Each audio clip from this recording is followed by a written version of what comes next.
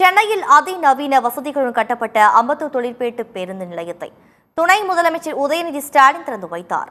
சென்னை அம்பத்தூர் தொழிற்பேட்டை பேருந்து நிலையம் சுமார் 53 ஆண்டுகளுக்கு முன்பு முன்னாள் முதலமைச்சர் கருணாநிதி போக்குவரத்து துறை அமைச்சராக இருந்தபோது கட்டப்பட்டது. இந்நிலையில் தெற்கு ஆசியாவின் மிகப்பெரிய தொழில் மையமாக அம்பத்தூர் தொழிற்பேட்டை உருவெடுத்ததால் அம்பத்தூர் வரும் மக்களில் எண்ணிக்கை கணிசமாக உயர்ந்துள்ளது. இதனால் பயணிகளின் தேவைக்கு ஏற்ப பேருந்து நிலையத்தை தரம் உயர்த்த கோரி அம்பத்தூர் சட்டமன்ற உறுப்பினர் ஜோசப் சாமுவேல் சட்டமன்றத்தில் கோரிக்கை வைத்தார். இந்த கோரிக்கையின் அடிப்படையில் அம்பத்தூர் தொழிற்பேட்டை பேருந்து நிலையம் சுமார் 11 கோடியே 81 லட்சம் ரூபாய் மதிப்பீட்டில் அதிநவீன வசதிகளுடன் கட்டப்பட்ட நிலையில் பேருந்து நிலையத்தை துணை முதலமைச்சர் உதயநிதி ஸ்டாலின் திறந்து வைத்தார்.